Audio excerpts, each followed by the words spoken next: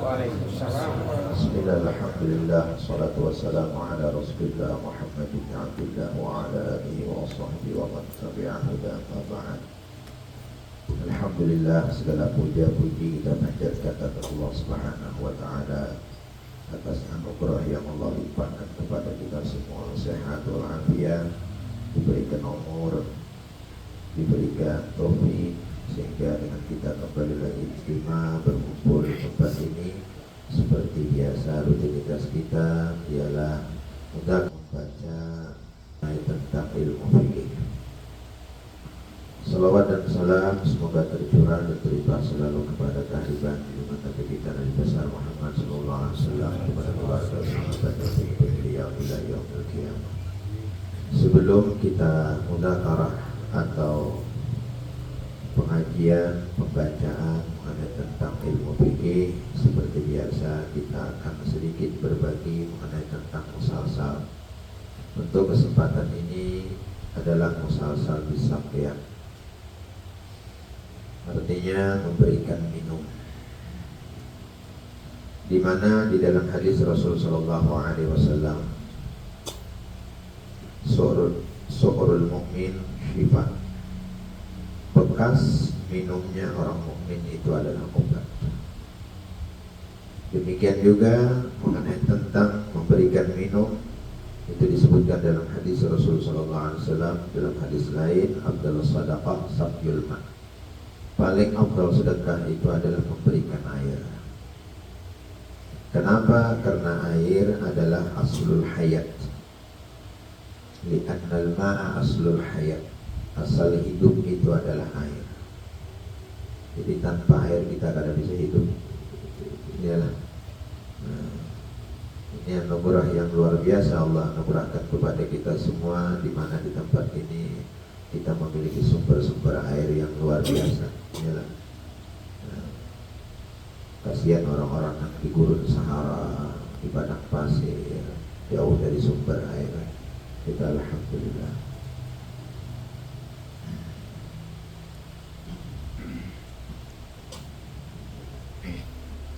Di dalam kesempatan ini, sebelum kita mengijazahkan musalsal bisaqiyah, baiklah ulun akan membacakan musalsalnya atau membacakan sanadnya gitu.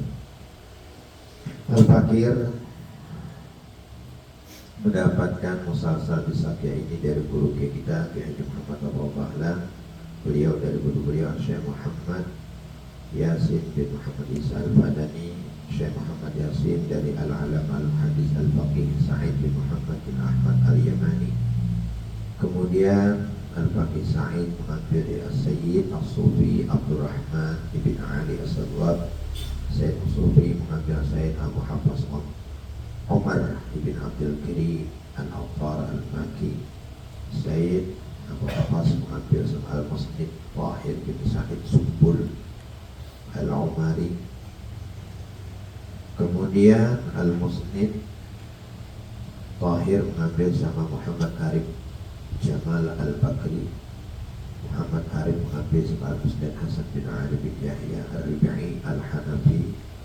Hasan mengambil sama Abu Ishaq Ibrahim bin Al-Hasan Al-Kawrani. Abu Ishaq mengambil sama Safiuddin bin Ahmad bin Muhammad Al-Bushashi. Safiuddin mengambil sama Ahmad bin Ali bin Abdul Qudus Al-Khafi. Ahmad bin Ali mengambil sama Abdul Rahman ibn Abdul Qadir bin Abdul Aziz Al-Alawi Al-Maki.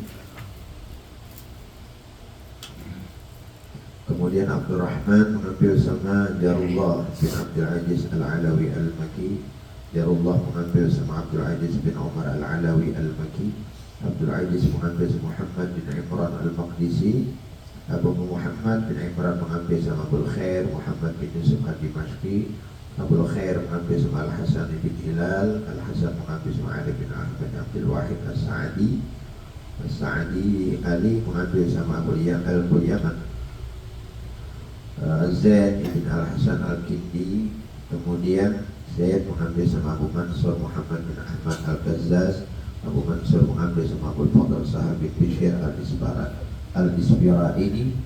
Kemudian Abu Fadl mengambil sama Abu Bakar bin Ahmad bin Ali al-Baghdadi. Abu Bakar mengambil sama Ali bin Muhammad bin Hasan al-Harbi.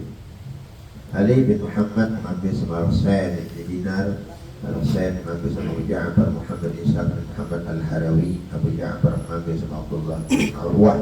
Abdullah mengambil sama Ali bin Qurab al-Kufi. Ali mengambil sama Al-Imam Musa al-Kadhim as-Sayyid. Al-Imam Musa al-Kadhim. Kemudian Al-Imam As-Sayyid Musa al-Kadhim mengambil sama Imam As-Sayyid Ja'far as-Sadiq. Kemudian Al-Imam Sayyid Ja'far mengambil sama Al-Imam Sayyid Muhammad al-Baqir. Kemudian Al-Imam Sayyid Muhammad al-Baqir mengambil sama Sayyid Ali Zain al-Abidin Ibn Husain. Kemudian Al-Imam Ali mengambil sama Sayyidina Husain Ibn Ali, orang tua beliau. Sayyidina Husain mengambil sama Ali karramallahu ta'ala wajhahu. Sayyidina Ali dari baginda Rasul sallallahu alaihi wasallam. Kata baginda Rasul sallallahu alaihi wasallam, sukrul mukmin syifa.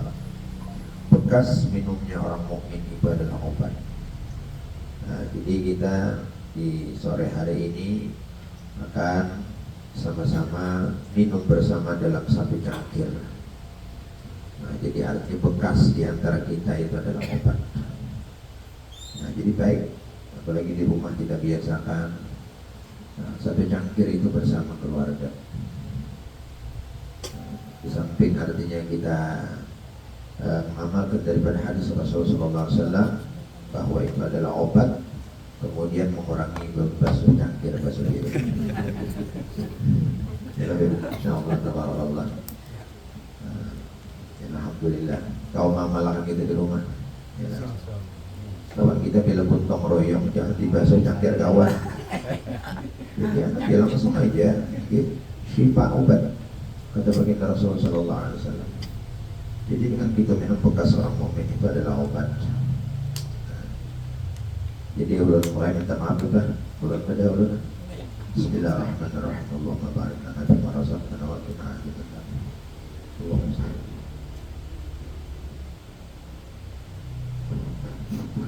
Ini memang sederhana, putarannya ke kanan, putarannya kanan.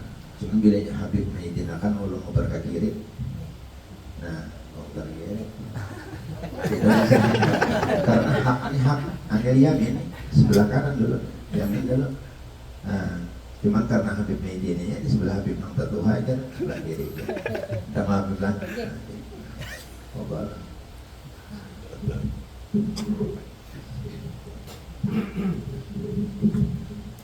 Terus keliling kita. Tidak bisa memberikan. Biar tidak dalam satu hari. Biar dia bilang.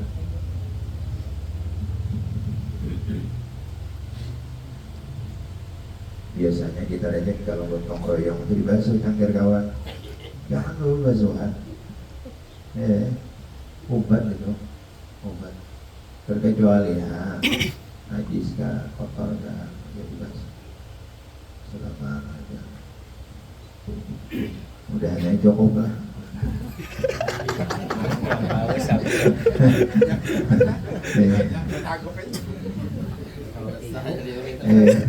Sabar saja ya. Tengah sudah kan? Tengah sudah. Sampai belakangnya. Bila setengah cangkir haus katanya. Berarti kan sampai belakang. Isi lagi.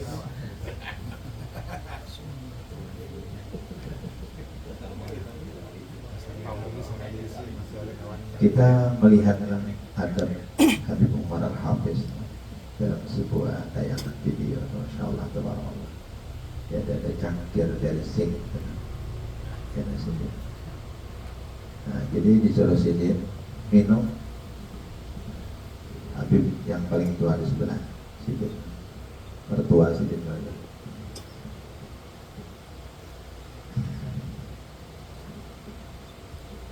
Sukrul mukmin syifa. Bekas minum orang mukmin itu adalah obat. Kada cukup ya. Tidak ada apa obat. Jadi bila hendak buka ke masjid, tambah biar aja dalam. Habis kan?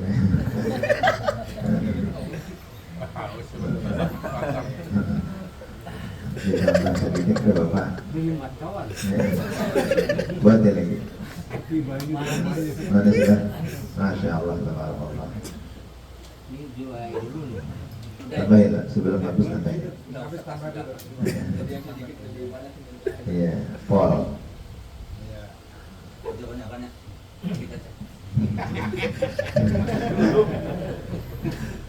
Udah minum ya? Belum diminum loh. Udah Bapak.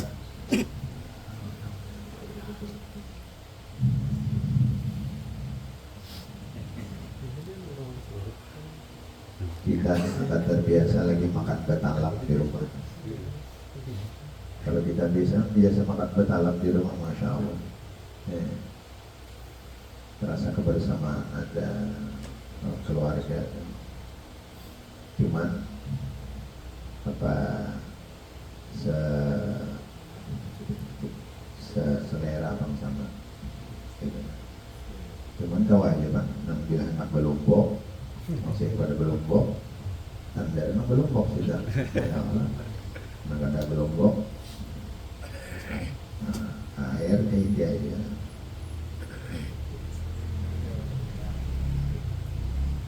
Rasa kebersamaan.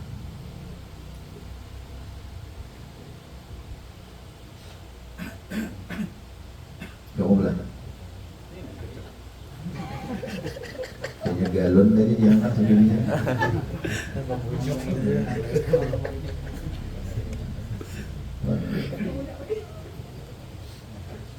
Tambahin ada gelas ya.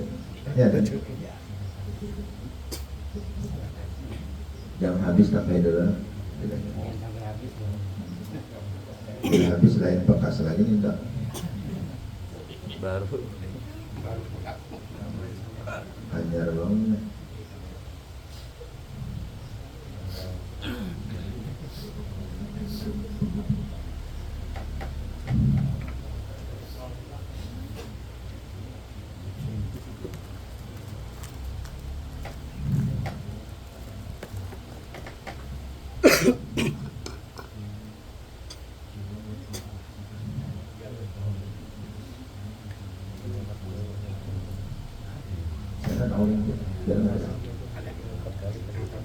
Sallallahu ala Muhammad, sallallahu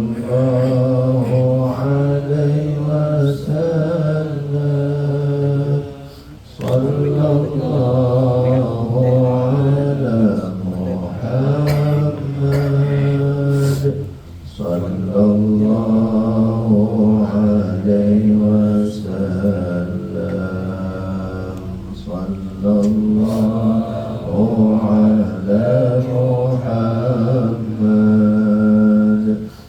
sallallahu ala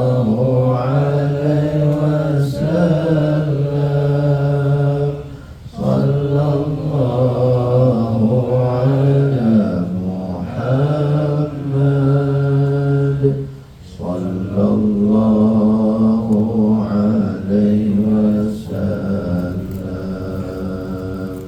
sallallahu ala Muhammad.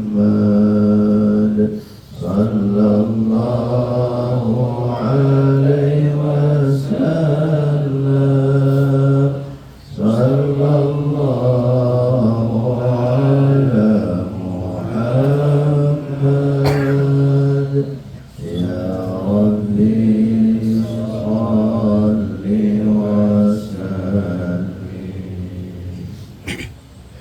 Habislah. Kalau ada binian jelong juga.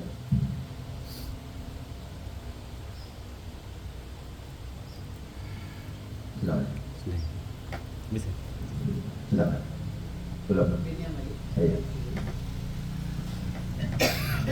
إلى حضرة النبي المصطفى رسول الله صلى الله عليه وسلم وعلى أزواجه وذريته وصحابته وقرابته أجمعين وإلى أرواح جميع الأولياء والصالحين وإلى رحمة المؤمنين والمؤمنات خصوصا لمؤلف هذه الفاتحة.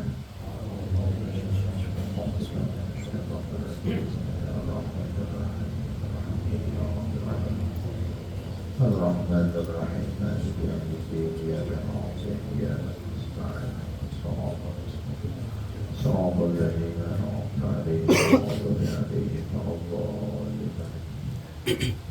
بسم الله الرحمن الرحيم الحمد لله رب العالمين الصلاة والسلام على سيدنا ونبينا محمد الأمين وعلى آله وصحبه أجمعين. سبحانك لا علم لنا إلا ما علمتنا إنك أنت العليم الحكيم ولا حول ولا قوة إلا بالله العلي العظيم.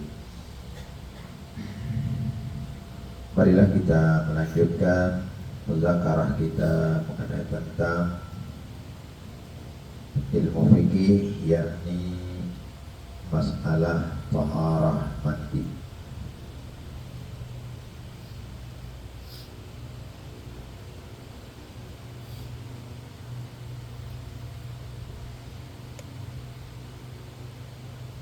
Perkara yang mewajibkan mandi ada 4 perkara atau 4 macam. Jadi perkara yang menyebabkan wajib mandi ada 4. Yang pertama adalah khuruju mani awalan, ialah keluar maninya. Keluar maninya, nyaknya dia orang, bukan mani orang lain. Keluarnya yang pertama kali. Diketahui akan mani ialah yang pertama, salah satu di antara 3 perkara. Yang pertama adalah taladdud bi khuruji, yakni merasakan kelezatan di saat keluarnya mani.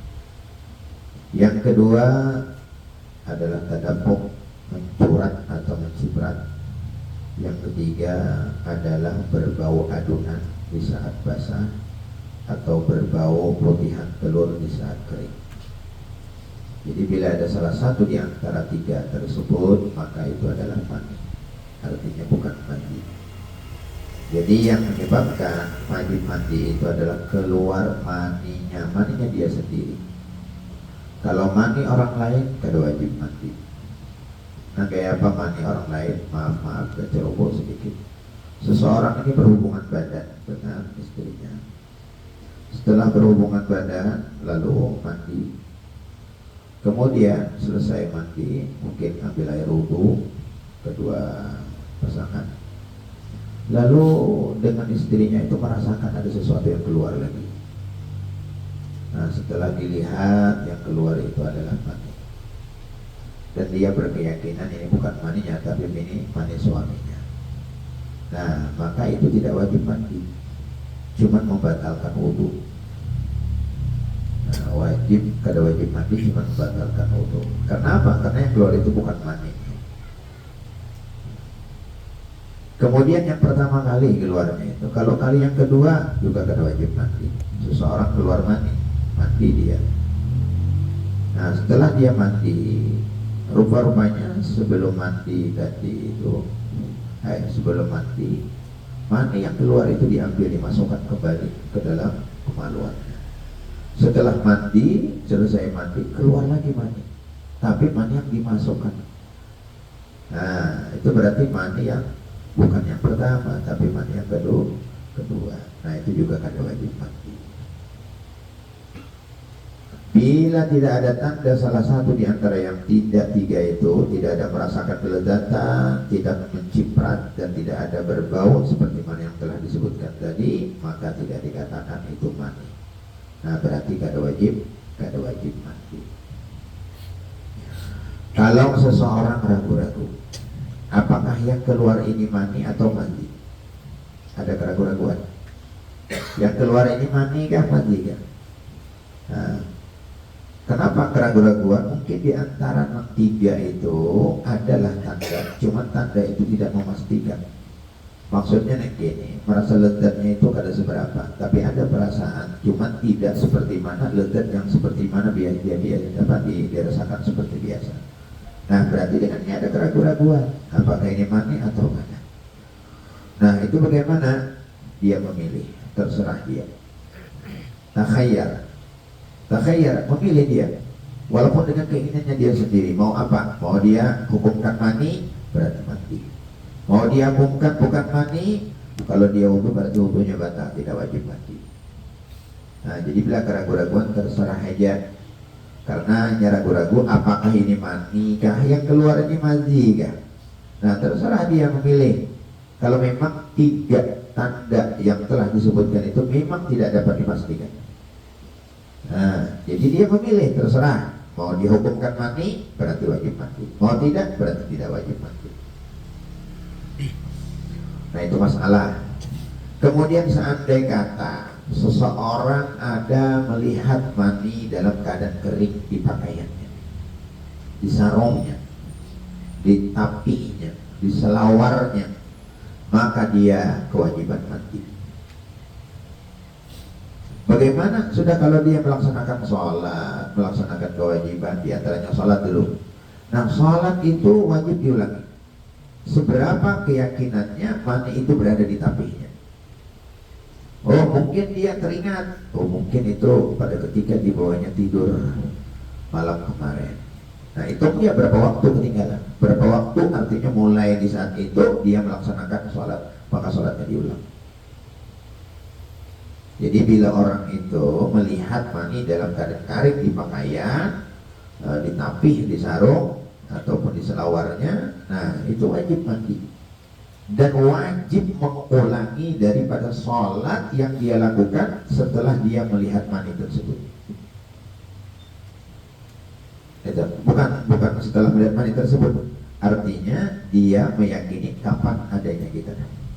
Nah, bisanya menghitung-hitung, oh mungkin keluar mani itu malam semalam, mungkin karena dia tidur pakai sarung itu, umpama kan. Nah, jadi berapa keyakinannya diulang supaya terkecuali ada ihtimal, ada kemungkinan lain gitu. Ada kemungkinan lain. Apa kemungkinannya? Oh, semalam ada kawanku namanya tapi itu kadang aku aja nak memakai. Nah, kalau orang di pondok biasanya kan, atau di rumah umpama samaan, tapi semalam tuh ada nama memakai adik, nama memakai ini, atau kakak yang memakai ini umpama. Nah, itu ada kemungkinan lain orang. Bila ada kemungkinan orang lain, kemungkinan orang lain yang memakai bahwa artinya mani dari orang lain, maka tidak wajib mati. Tidak wajib mati. Dah selesai. Jadi yang pertama penyebab wajib mati itu ada keluar mani. Yang kedua adalah dukhulu hasyafah atau gadriha min faqidiha. Kemana memasukkannya farjan? Walau libahimatin. Ialah yang kedua masuknya hasyafah itu jaka bagi kepala zakar. Kalau orang kadang punya kepala berarti kadar orang yang punya kepala. Kalau ibari batu buntal bapak makdal kepalanya, kira-kira kepala berapa sinti bapak, kadar akan punyanya berapa sinti. Nah, jadi dimasukkan kemana? Ke dalam paraj. Yang namanya paraj itu kemaluan depan atau kemaluan belakang. Walau lubahimatin, walaupun punya binatang. Nah, jadi pada ketika seseorang memasukkan hasyafahnya, kepala zakarnya ke dalam paraj, walaupun punya binatang, apalagi kan manusia. Nah, walaupun punya binatang, demikian juga jin. Nah, bagaimana? Wajib kada mati? Wajib mati. Bahkan walaupun punya mayit. Kenangan terakhir untuk istri. Bini meninggal bapak, atau laki meninggal, ini umpama kebalikannya. Nah, itu tuh berhubungan badan dengan si mayit umpama. Nah, cuma yang wajib mandi itu yang hidup, yang mati kada lagi walaupun sudah dimandii. Kalau sudah dibersihkan mandi sudah sakanya umpama yang laki ini yang yang terakhir nih umpama itu kan. Nah, lalu digaul oleh yang laki. Wajib ada nang bini yang sudah dimandikan kita kan. Nah, wajib itu orang yang hidup wajib. Orang yang hidup. Mungkin terjadi bahari. Yalah, mungkin terjadi ada itu. Karena mustahil hal demikian. Apalagi nak sampai beranakan pada ibnu mayyit lagi. Ibnul Mayyit, anak orang mati. Ya lah. Itu Allah alam lah kisah bahari itu, Allah alam bujur katanya. Ada kisah itu, Allah alam bujur katanya. Cuma kita hanya disampaikan waktu belajar dulu itu. Ada salah seorang daripada ustadz yang menyampaikan seperti itu. Jadi orang ini waktu kawin malam pertama, ini bahari itu pemaling, bila orang berkawinan itu pemaling. Ya tahu maling nih, bila orang berpengantin nih, berpengantinan itu orang lapah berada. Lawan orang-orang di kota, keluarga yang berduit dangan. Tahunya yang datangnya yang berduit-duit. Itu di kampung bahari tahu juga ada biar. Ini kalau di wadah kami bahari gitu tuh. Nah, jadi maling itu bisa montek berpengantinan tuh orang pada lapah, pada uyuh berada, terjangal berada. Apa terjangal dulu? Terjangal lebih baik, mengaruh berada ini terbantai. Hampar-hampar kemudian nyenyak bujur luar biasa. Nah jadi kesimpulannya, jadi si mayit ini, si kawin ini, ada orang hanya kawin itu, ya Allah bahagianya luar biasa. Walaupun awak kuyo orang-orang lapah pada guring semalaman, kisah aja sepanjangan, ya lah. Nah itu tuh. Nah lalu pada ketika dia ingin melakukan hubungan malam pertama, nah, maklumlah rupanya si maling ini ada di rumah. Nah, terdengar oleh anak baduinya kata guring, semangatnya mengenai guringan badan.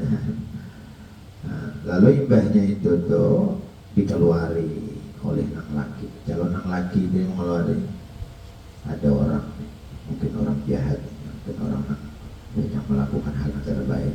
Dikeluari, rupanya maling ini terkejut juga, dipasnya oleh maling, mati. Semangatnya tadi cuma yang di bawah ada mati. Bapaknya Bibi nak berhubungan, badannya, matinya. Ini yang mati, tapi ini tuh kada mati.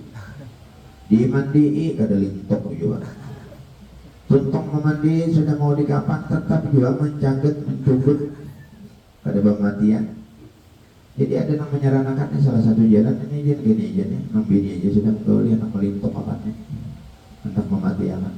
Yang akhirnya dihubungi oleh anak bini, dasar baju lintok juga. Ini yang bisa malah makan dulu bibinya. Ya loh. Kedua-duanya bilang merasakan aja malah makan. Ini angka desa bujurannya. Iya itu kan juga. Nah jadi kesimpulannya, lalu petiangan si anak. Nah, kekuasaan Allah. Nah, ini arti kisah dari Ustaz kita waktu belajar pernah diceritakan. Mungkin ada terjadi itu kan. Nah, lalu lahir itu kekuasaan Allah Subhanahu wa Ta'ala. Jadi artinya orang yang mati bisa aja produksi. Yalah, apalagi orang yang hidup. Jadi jangan kecewa kita, berusaha aja. Insya Allah jadi. Nah, jadi kesimpulannya apa? Kesimpulannya bilanya masuk hasyafah ke dalam faraj, baik itu kubul ataupun dubur ataupun punya binatang, memalar binatang, memalar kambing, wajib mandi. Wajib mandi. Nah, jadi kalau orang yang kada punya kepala tadi lah, nah lihat orang yang punya kepala, kira-kira berapa senti kepalanya? Umpama 5 cm, bila masuknya 5 cm ke dalam faraj itu berarti wajib mandi. Jadi bila setengah aja masuk umpamahan, ada wajib mandi. Bila ini akan tenggelam maksudnya apa? Yang ketiga adalah haid, maksudnya terputus darah haid, artinya terhenti darah haid. Jadi bibinya kalau sudah habis, darahnya kena keluar lagi, kita sudah, itu wajib mati. Nah, itu maklum sudah. Nah, jadi bibinya kebiasaan 7 hari atau 6 hari. Yang sepaling banyak haid 15 hari. Sepaling minim sehari semalaman 24 jam. Cuma kebanyakannya, kebiasaannya itu 6 hari atau 7 hari.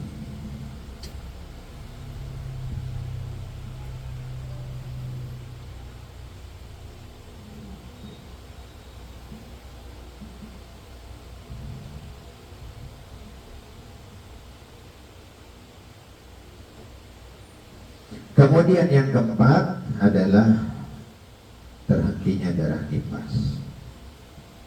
Jadi setelah melahirkan biasanya keluar darah lah, darah nifas. Biasanya 40 hari, sepaling banyak 60. Paling minim salah Allah sebentar. Setelah lahir keluar darah sedikit, hampir. Itulah Allah berarti sebentar ini. Jarang-jarang pak manusia perempuan seperti itu. Sebagian aja orang-orang yang dipeliharakan ibadahnya oleh Allah seperti Sayyidatul Fatimah. Sayyidatul Fatimah itu tidak pernah, makanya Fatimah kada pernah putus daripada ibadah. Nah, kenapa? Karena dalam keadaan setelah melahirkan nifasnya sebentar aja, dijagakan oleh Allah Subhanahu wa Ta'ala. Nah, itu 4 macam lah yang menyebabkan wajib mati. Memang ada ulama yang menambahkan itu adalah mati yang bukan mati syahid. Nah, mati yang bukan mati syahid, artinya sudah fardu kifayah. Bila ada orang meninggalkan wajib dimatikan. Fardu atau rukun mandi. Rukun mandi ada 2 perkara. Nah, supaya lebih ringkas. Jadi rukun mandi ada 2 macam. Yang pertama adalah niat. Yang kedua adalah menyampaikan air ke seluruh tubuh, mengalirkan air, meratakan air ke seluruh tubuh, seluruh bahagian zahir badan. Yang pertama adalah niat. Nah, ini penting niat mandi. Karena banyak aja orang yang tidak tahu niat mandi ini. Nah, sudah banyak 3, banyak 4, bahkan ke cucu. Tahun ini niat mandi kan 6 tahun kayak orang aja jajan. Kayak orang aja jawaban katanya mana ini gitu. Ya, kayak orang juga pintar ini ngarang pintar mandir ini pintar menjawab. Padahal ditakoni secara detail ada tahu. Nah, kayak orang juga aja. Supan kada tahu niatnya. Nah, niat mandi yang pertama sahajaku menunaikan fardu mandi. Boleh. Sahajaku merangkatkan hadas besar. Boleh. Sahajaku bersuci daripada hadas besar. Jadi sahajaku menunaikan mandi. Boleh. Sahajaku mandi untuk sholat. Jadi, tapi kalau niatnya sahajaku mandi jangan cukup. Beda dengan wudhu. Kalau wudhu, sahajaku wudhu atau sahajaku berwudhu cukup. Apa bedanya wudhu dengan mandi? Wudhu tidaklah melainkan hanya ibadah. Imma wajib wa imma wudhu sunnah. Tapi kalau mandi ada istilah mandi adat. Mandi karena lantaran kekeringan, kepanasan, iyalah. Mandi karena imbah bapaluhan, karena nyaman, kekeringatan. Sebelumnya itu kan bapaluhan, kekeringatan itu nah, lalu kada nyaman kada mandi, rasa merijat, itu tuh bahasanya kan. Apalagi datang di perumahan, datang pegawai. Nah, itu mandi adat. Jadi bila berniat sahaja aku mandi, ya kada cukup. Jadi kada cukup berniat sahaja aku mandi. Minimal sahajaku menunaikan mandi. Bila bahasa menunaikan itu ada tuntutan. Nah, ada tuntutan itu, ada sebuah perintah kewajiban mungkin ya. Nah, sahajaku menunaikan mandi.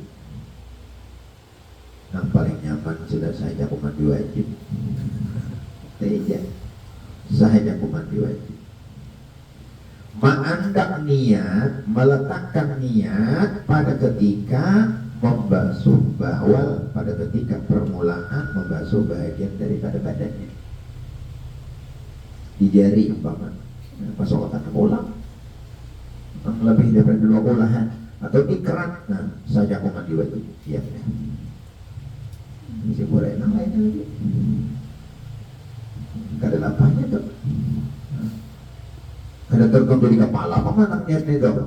Nah, dia tertentu di kepala gitu, apalagi musim dingin menggigil, bisa tergerak niat mau, tergerak keluar montong niat, kada di hati lagi, montong nama garak yang menggigil, timbul ke hati, timbul ke montong, jadi peliharanya mana? Sorong tangan ke keran, sahajaku mandi wajib. Di hati kan? Nah itu berarti awal dibasuh, selesai. Nah lain coba jadi itu paling nyaman sudahlah. Sahajaku mandi wajib.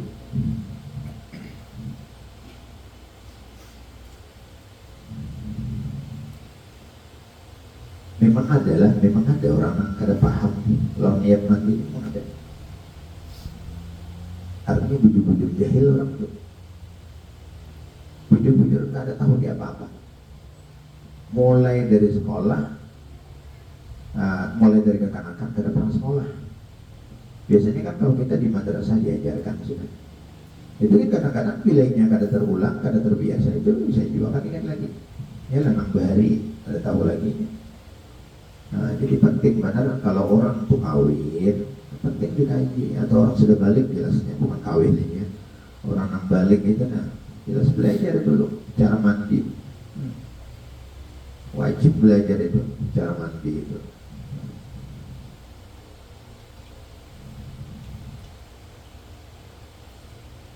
Jadi paling gampang, paling mudah dah sahajaku mandi wajib. Itu netral berarti mau dengan sebab gara-gara ini tadi keluar mani atau bersetubuh atau dengan sebab kita atau haid terputus darah haid atau dengan terputus darah nifas mencakup berarti sahajaku mandi wajib.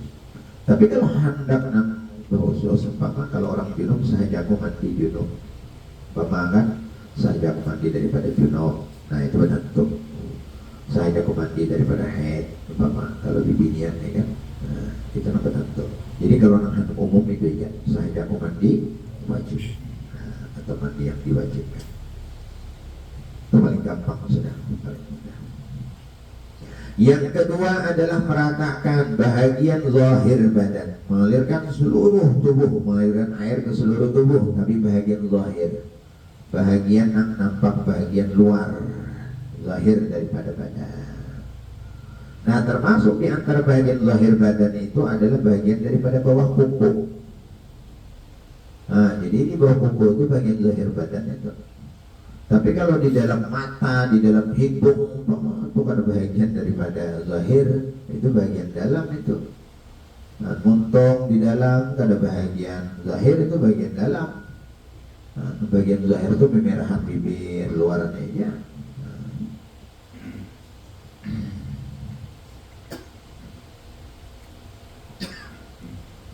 Dan wajib menyampaikan air ke seluruh bulu yang ada di badannya. Jangan sampai ketinggalan walaupun satu helai. Bahkan disini disebutkan walaupun tebal jadi itu bulu itu wajib dikenakan, wajib disampaikan air. Nah jadi hati-hati bujur mandi wajib ini. Sehelai rambut jangan sampai ketinggalan. Sehelai rambut jangan sampai ketinggalan. Jadi bujur-bujur dulu membasuh kepala. Andai kata banyunya kada tapi banyak seember aja kan. Udah mat membubuhin sambil di salat-salati sampai di ya dipucau-pucau, dikacak-kacak. Kita segera sampai banyak kebahagiaan rambut yang ada di kepala kita. Jadi intinya seluruh bulu yang ada di tubuhnya jangan sampai ketinggalan satu pun. Jadi luar dalam itu di luar kan, tersembunyi kan di dalam. Nah itu tuh, kada kelihatan ke rambutnya tuh. Tingkat dalam wajib dikenakan air.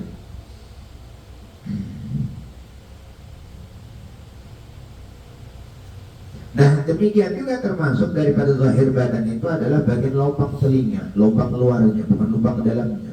Yang mana pada ketika kita melihat kawan atau melihat di samping kita, nah mana kelihatan itu berarti zahir itu. Nah, kada perlu kita ambil banyak lorong sini yang sama. Betul yang setiap kali mati gitu. Iya lah. Nah, itu berarti nama-nama kelihatannya aja.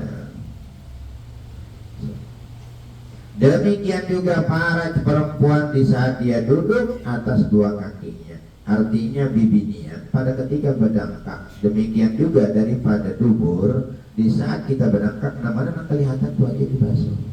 Terutama adalah para perempuan. Nah, jadi di saatnya duduk nama-nama kelihatan wajib dikenakan air itu. Nah, wajib dikenakan air. Itu karena termasuk daripada bahagian zahir badan. Nah, adapun bahagian tubuh nang melatuk, tuh. Nah, itu kalau nya pecah, terbuka, itu wajib dimasukkan air. Kalau kita itu haluyuh, lalu belah umpama kulit birinya masih ada, wajib dikenakan air itu karena masuk bagian zahir itu, kada batin itu. Nah, jadi bila melatuk yang dibaca-baca biar anaknya dulu.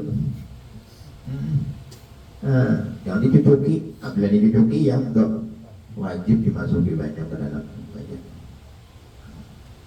Karena itu termasuk daripada bahagian zahir.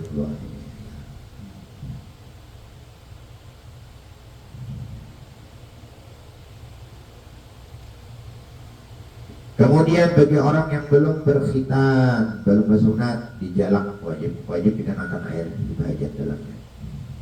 Karena itu termasuk bagian zahir. Ada depan ada bersunatnya ya. Paling Cina masuk Islam aja. Belum lagi disunat. Ataupun orang antara diwajibkan dalam agama bersunat masuk agama kita, ya lah.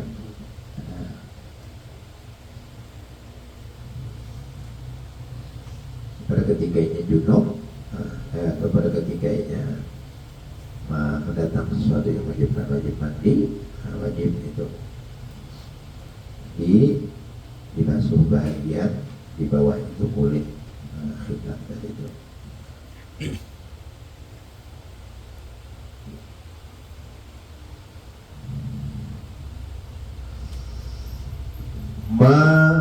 Menggunakan air yang suci lagi mensucikan. Nah, jadi banyunya itu banyu yang suci lagi mensucikan. Sudah pembahasannya semalam. Kayak apa banyu yang kau digunakan untuk wudu, nah itulah banyu yang digunakan untuk mandi. Nah, jadi banyu yang suci lagi mensucikan. Jadi jangan banyu berubah, jangan banyu mustakmal. Jadi harus banyu suci lagi mensucikan. Nah, jadi ada banyak rukun mandi dua macam saja. Jadi yang pertama niat, yang kedua menyampaikan air ke seluruh bagian zahir badan. Nah, bagian zahir badan.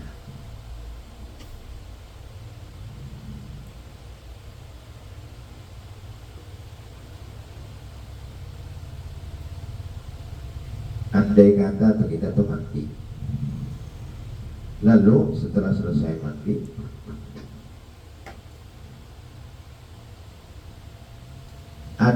ada tabasuh kadar sisi kiwak umpama. Apakah mandinya diulangi? Kada. Nah, kada tabasuh itu jadi basuh. Nah, tapi tetap niat untuk melanjutkan membasuh daripada kewajiban. Kada harus diulangi seluruh kada. Karena mandi ini kada wajib tartib. Beda kalau wudu. Kalau wudu selesai. Lalu ada sisi kiwak di tangan. Nah, di sini. Nah, ini wajib dibasuh. Kemudian kepala wajib diulang. Kaki wajib diulang. Kenapa? Karena wudu wajib tartib. Nah, jadi kalau mandi kada wajib tartib. Nah, jadi pada ketika seseorang itu tertinggal di dalam membasuh sebagian daripada tubuhnya karena ada sesuatu yang menegak, nah maka yang sesuatu yang kada kena air itu aja nanti basuh. Nah, namanya kada wajib diulang. Kamu nak diulang mau terserah poin. Membuang-buang banyu banam, apalagi banyu nukar begitu. Iyalah, paman begitu nukar. Nah, apalagi nukar beting aja. Nah, jadi nang wajibnya jadi basuh. Kada usah lagi nang lainnya itu basuh kada wajib.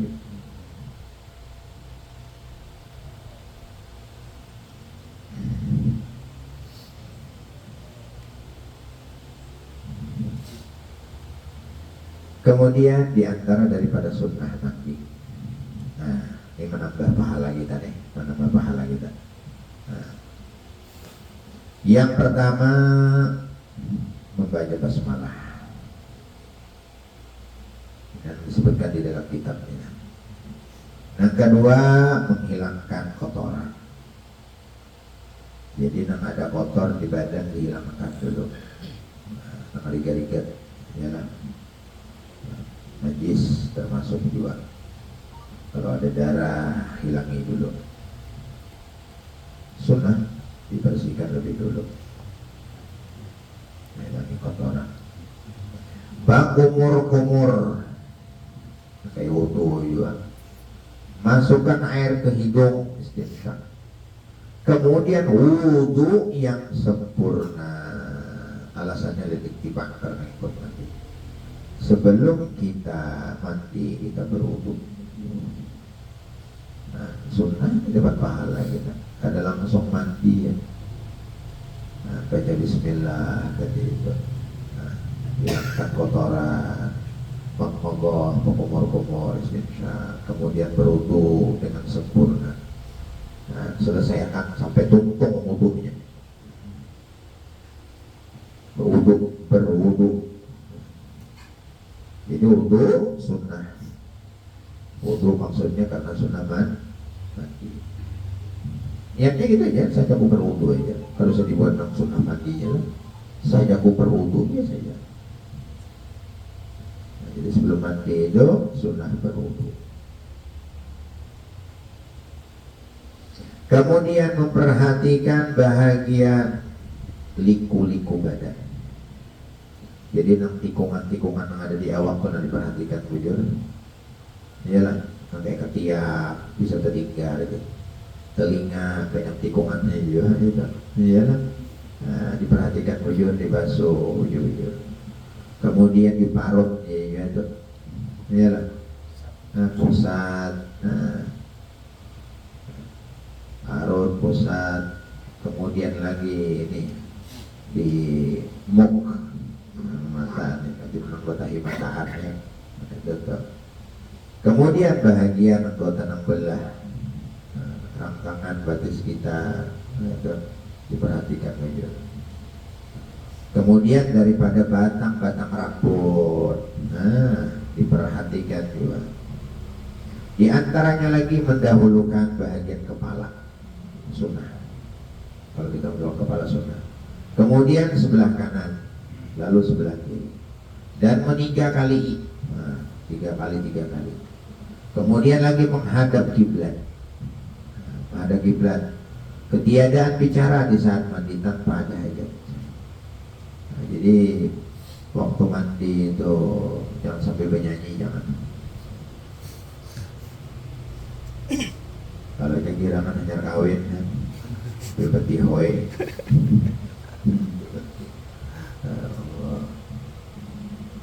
Kemudian meninggalkan melap dan untung mandi kada balapan. Dasar bujur-bujur basah, mandi basah. Ya. Itu kan dipraktikkan oleh Rasulullah. Tahu sahabat Rasulullah mandi junub. Kenapa? Di saat Rasulullah menjadi imam basah rambut Rasul ketika. Dan juga di saat Rasulullah mandi ada nama menjulung. Di antara bini Rasulullah menjulung anduknya apa segitunya. Nah itu tuh ditolak oleh Rasulullah. Nah itu tuh. Nah, sunat artinya meninggalkan melap, meninggalkan apa nih? Menyerpit apa? Menganduki lah ya orang, menghilangi baik yang ada di tubuh. Sunat itu. Kemudian lagi di antara daripada sunnah membaca 2 kalimat syahadat, yakni seperti mana doa setelah wudu. Nah, itu di antara hal-hal yang disunatkan di dalam wudu. Itu beberapa masalahnya. Memang sebenarnya banyak hal-hal yang berkaitan dengan sunnah-sunnah wudu. Itu sebagian disebutkan di dalam kitab ini. Nah, itulah kiranya yang dapat kita sampaikan di sore hari ini. Yang pertama mengenai tentang rukun-rukun wudu, alhamdulillah sudah kita ketahui. Yang kedua mengenai tentang sunnah wudu. Namun kau jadi tinggal minimal bismillah. Mau kalau kita wudu, kita kumur gawi, semampu kita dulu. Melarang menambahi pahala. Nah, jadi di antara ibadah wajib, di antara daripada ibadah itu adalah mandi wajib. Nah, Jadi bila anak rancang mandi wajib bernyagi hubungan badan. Ya kan? Nah, malakan mandi wajib. Nah, karena menyuruh Habib kawin bang. Paham ulang. Maaflah. Kayak Insyaallah. Sunat ini penting ini kita. Barang mana kawa kita, mana kita kawa teori. Mana nambahin pahala kita kekurangan pahala dosa bangkur. Iyalah orang ini mana nambahin kita, mana nambahin pahala kita, mana nambahin. Nah selagi akan datang hal-hal yang diharamkan dengan sebab berhadas kecil dan berhadas besar. Wallahu a'lam bishawab. Mudah-mudahan ada manfaatnya. Kalau kita Al-Fatihah.